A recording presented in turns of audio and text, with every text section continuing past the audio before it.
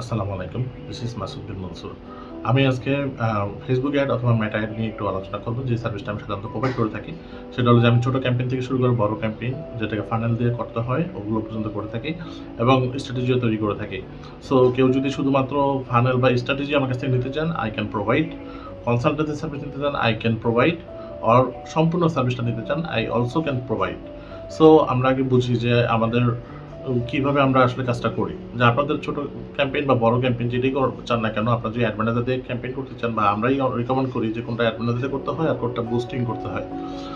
তো বড় ক্যাম্পেইনের ক্ষেত্রে আমরা অবশ্যই অ্যাড ম্যানেজার ইউজ করি এবং সেখানে আমরা বিভিন্নভাবে টার্গেটিং করি।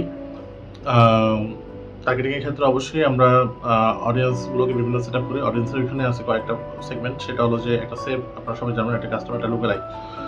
সেভটা অলমোস্ট সবাই জানে যে ওখানে টার্গেটিং করতে হয় এবং কাস্টমটা হলো এরকম যে আপনি কিছু কাস্টম বিল্ড রেডিমেড পাবেন আর কিছু হলে আপনার ওয়েবসাইটে ট্র্যাকিং সেটআপ করতে হবে। সেটা সেটআপ করলে আপনি ওইখানে কাস্টম ডাটা নিয়ে রিটার্গেটিং করতে পারবেন।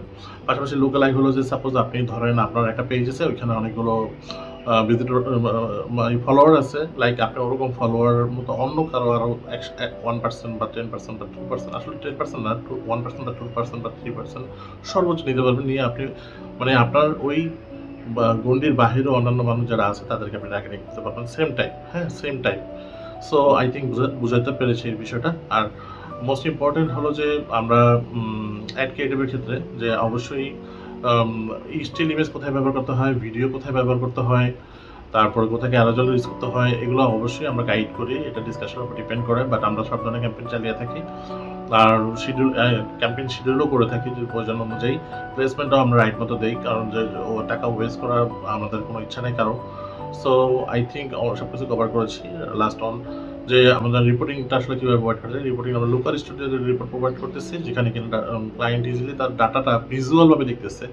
যেখানে KPI থাকে, যেখানে ডেমোগ্রাফি ইনফরমেশন এবং টেবিল থাকে, বিভিন্ন ধরনের টেবিল দেখে সে ডিসিশন নিতে পারে আসলে তার বিজনেসের ফিমেল বেশি না মেল বেশি না, তার ডিভাইস কোন ডিভাইসে বেশি দেখানো হচ্ছে, কোন ম্যাপের মাধ্যমে কোন এরিয়াতে বেশি দেখানো হয়েছে এবং ক্যাপিআইতে থাকতেছি ওইখানে সে ইজিলি ডিসিশন নিতে পারবে অ্যাকচুয়ালি তার কি করা উচিত। এইটা দেখে কিন্তু তার শুধুমাত্র এই ফেসবুক অ্যাড দিয়ে তার যে অনেক কিছু মানে ডেভেলপ হয়ে যাবে, মানে এইটাই শুধু চলবে না, তারা চলবে আরো অনেক কিছু, মানে সে তার টোটাল বিজনেসের যে চিন্তাটা ওইটা চেঞ্জ হয়ে যাবে।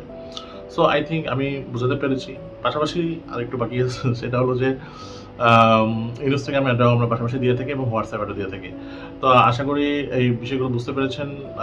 যদি না বুঝে থাকেন আমরা ইনশাআল্লাহ লাইভে যখন আলোচনা করব তখন বাকিটা বুঝে নিতে পারবেন। যদি কোনো গ্যাপ দিয়ে থাকে আমরা লাইভে আলোচনা করব ইনশাআল্লাহ। ওকে, ঠিক আছে ইনশাআল্লাহ। Bye today.